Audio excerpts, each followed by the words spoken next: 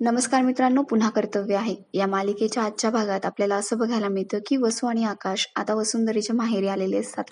आई-बाबा त्यांना बघून खूपच खुश होतात. आकाश म्हणतो, "आई-बाबा, अखिलचं लग्न ठरलंय आणि त्याची पत्रिका देण्यासाठीच मी आलोय. हे घ्या.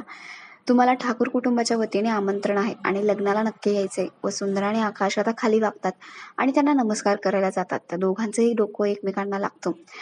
आणि मग वसुंधरा म्हणते, "सॉरी आकाशराव, लागलं का तुम्हाला?" आकाश म्हणतो, "नाही, नाही, इट्स ओके." त्या दोघांमध्ये काहीतरी बिनसलंय हे आई-बाबांना जाणवत असतं. आता सुशीला म्हणते, "थांबा, मी काहीतरी गोड घेऊन येते." सुधीर म्हणतो, "ठीक आहे, मी आलेच." त्यावर आकाश म्हणतो, "नको, नको, आम्हाला लगेच निघायचंय." तरी सुद्धा ती ऐकत नाही. वसुंधरा सुद्धा तिच्यासोबत किचनमध्ये जाते. आणि मग सुशीला म्हणते, "वसू, काय झालंय गं?" वसुंधरा म्हणते, "अगं आई, चिडलेत ते माझ्यावर. म्हणजे अखिल आणि तनया यांच्या नात्याविषयी मी लपवलं त्यांच्यापासून. मला माहिती होतं तरी सुद्धा मी त्यांना कुणालाच सांगितलं नाही. त्यामुळे ते रागवलेत." आता आई म्हणते, "हो वसू, तू त्यांना तरी सांगायला हवं होतं ना आकाशरावांना." वसुंधरा म्हणते, "हो ना आई, तीच चूक झाली गं माझ्याकडनं.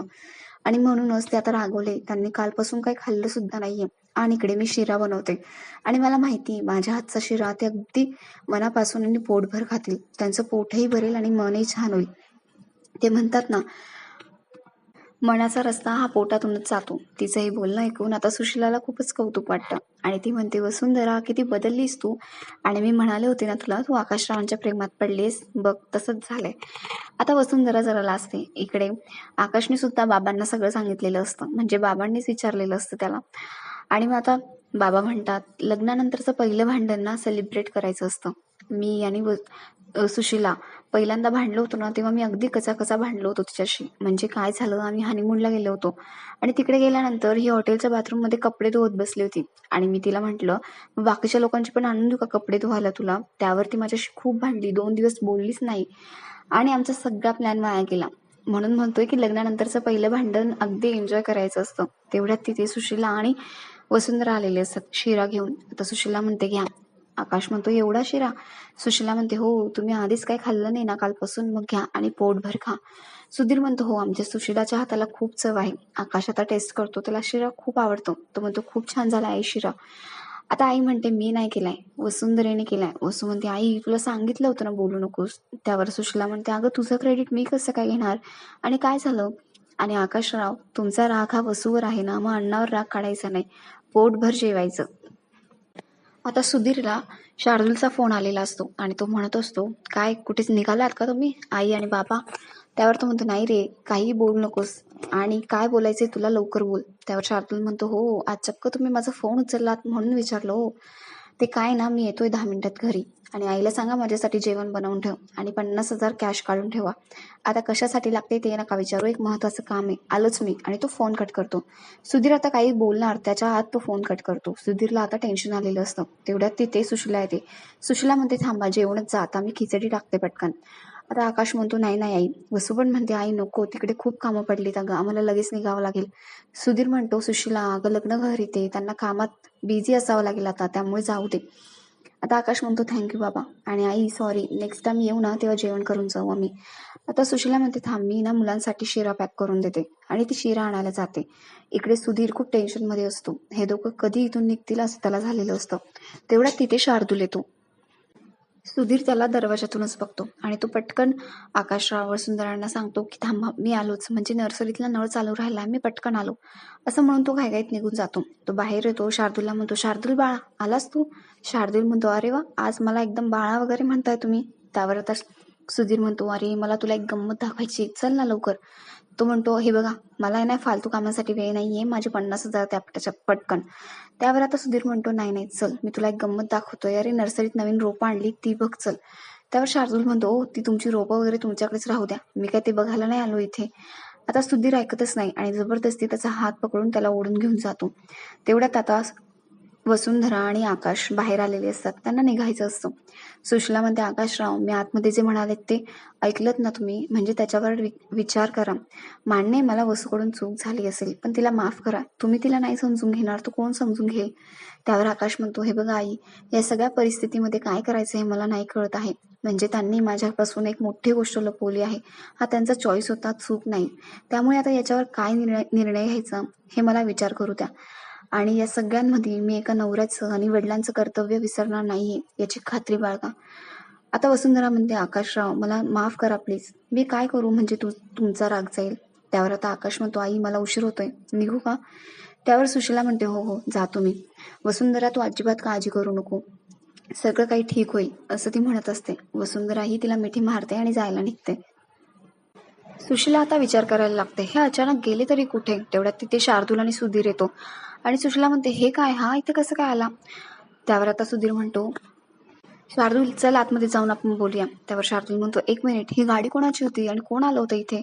मला असं काय वाटतंय मी ही गाडी बघितलेली आहे असं. त्यावर आता सुधीर म्हणतो, अरे शेजारचे ना ते आले होते आपल्याकडे. त्यावर शार्दूल म्हणतो, शेजारचे आणि गाडी घेऊन? ते जाऊ द्या, चला आतमध्ये चला आणि मला माझे पैसे द्या. आणि आई तू जेवण बनवलेस ना? यांनी सांगितलं ना तुला मी यांना फोन केला होता असं. आता सुशीला म्हणते, जेवण? आता शार्दूल आतमध्ये येऊन सोफ्यावर बसलेला असतो. त्याच्या समोरच टेबलवरती पत्रिका असते. सुधीर आणि सुशीला काळजीत पडतात की ही पत्रिका आणि बघायला नको. पटकन सुधीर ती पत्रिका आणि पेपर उचलतो आणि सुशीलाच्या हातामध्ये देतो. आता शार्दूल म्हणतो, आई वाढतेस ना जेवायला? सुशीला म्हणते, जेवण नाही केलंय मी. त्यावर आता सुधीर म्हणतो, अरे मी सांगायचं विसरलोच तिला. शार्दूल म्हणतो, चला पैसे आणा पटकन. आता बाबा म्हणतात, माझ्याकडे नाही एवढे पैसे. शार्दूल म्हणतो, बाबा मी या लहानपणापासून या घरात राहतो, मला माहिती आहे काही इमर्जन्सी आली तर पैसे लागतील म्हणून तुम्ही घरात पैसे ठेवतात. आणून देताय का पैसे आता मला? त्यावर आता सुधीर म्हणतो, हे बघ आमच्याकडे पैसे नाही आहे आणि आम्ही तुला देणार नाही आहोत. त्यावर आता शार्दूल म्हणतो, मी जाऊ का मग आणायला? तेवढ्यात सुधीर त्याचा हात पकडतो आणि म्हणतो, तू कुठेही जाणार नाहीयेस. शार्दूल म्हणतो, बाबा माझा हात सोडा. आता सुधीर खूपच संतापलेला असतो. तो म्हणतो, ही पद्धत आहे का वडिलांसोबत बोलण्याची? शार्दूल त्याच्यावर खूप ओरडत असतो. आता सुशीला मध्ये येते आणि म्हणते, ए बाबा त्यांना काय करू नको प्लीज, मी आणून देते तुला पैसे. ती जाते आणि आतनं त्याला पैसे आणून देते आणि म्हणते, एवढेच आमच्याकडे, प्लीज तमाशे घालू नको आणि इथून निघून जा आणि आम्हाला याच्यापुढे त्रास द्यायचा नाही. त्यावर आता शार्दूल म्हणतो, बाबा आधीच द्यायचे ना, एवढे तमाशे कशाला झाले असते? आणि तुमची सून ती लाडकी सून असती आणि तिने पैसे मागितले असते तुम्ही लगेच दिले असते ना तिला. आणि मुलगा मागतोय तर त्याला नाही देणार का? हे सगळं तुम्हाला तुमच्या त्या पळून गेलेल्या सुनेसाठी ठेवायचंय का? आणि आहे कुठे ती तुमची सून? आता शार्दूल असं बोलत असतो आणि सुधीर आणि सुशीला हे खूप टेन्शनमध्ये आलेले असतात. त्यांना काय उत्तर द्यावं हेच कळत नसतं. शार्दूल इथून कसा पटकन निघून जाईल याचाच ते विचार करत असतात.